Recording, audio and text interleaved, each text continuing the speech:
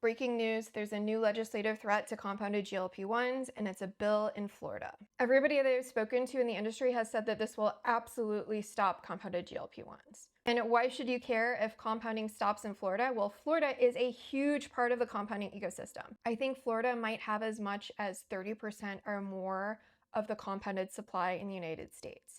If Florida goes down, we will all feel the pain of not being able to fill our prescriptions for compounded GLP-1s. On top of that, it sets a precedent for legislation that's similar to this in other states, and it supports the federal bill that I've already spoken about. If you don't know who I am, I'm Sabina. I make a tool that helps people compare providers, and I do content on access. And here are some of the compounding pharmacies that could be impacted if compounding in Florida is no longer allowed. Let's walk through the bill. If you don't have time, be sure to save this video for later. The first thing it does is it requires an identical API. That's the active ingredient used in the medication, but it seems to reject chemically similar APIs. The second thing it does is it requires an absolutely identical manufacturing process to create these APIs. And that's really hard to replicate because the actual manufacturing process may include patented proprietary things that the drug manufacturer is doing. It is very difficult to verify and comply with that. It requires a COA or certificate of analysis. This is kind of like a document showing that it was tested. It requires that not only from the compounding pharmacy, but also from the manufacturer of the API as well. It also says that the certificate of analysis, which is testing the sterility and impurities of the medication, has to include information on safety and efficacy of the drug itself, which is weird because compounded medications are not FDA approved. They have not been deemed to be safe or effective by the FDA. And so then requiring them to make claims about a medication that is not FDA approved sort of feels like you're setting them up for litigation somewhere else to be compliant with this law. It feels like it's impossible for them to comply with it. 2, the facility where the active ingredient was manufactured has to be FDA inspected in the last 2 years.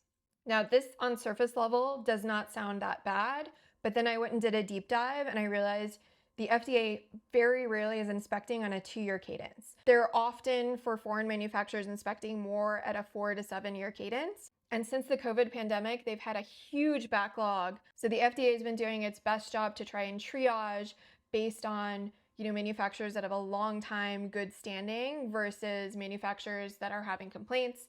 They will prioritize and triage how quickly that they're inspecting people. This means that compliance here is based on the FDA's schedule, not necessarily safety. This also ignores the fact that the FDA did a bunch of work to put together the green list of GLP-1 active ingredient manufacturers that they felt were safe. It also requires a higher safety standard, meaning that you had no actions or voluntary actions only. I need to remind you, this means that even if the FDA says the facility is safe, and it's fine as a drug manufacturer, the state of Florida wants to override that. And finally, the penalties and enforcement for this: for every single prescription that does not meet these impossible to meet standards, there will be a $1,000 fine per prescription, making it completely untenable based on the fines alone. And they're also risking licenses. It's important to note that these are not the safety standards by the State Board of Pharmacy in Florida. This is a new law and legislation holding just GLP-1 compounded medication to a completely different standard. Now, what can we do about this? At the state level, things move a lot faster than the federal level. The Florida legislative session is going to run January 13th through March 13th.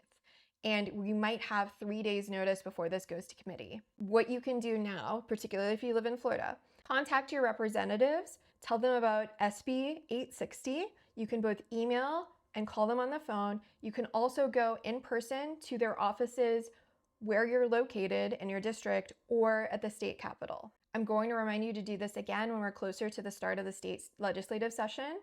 And if you're able to travel to the state capitol, when it goes to committee, we will have 3 days notice. So start thinking about if that's something you're capable to do.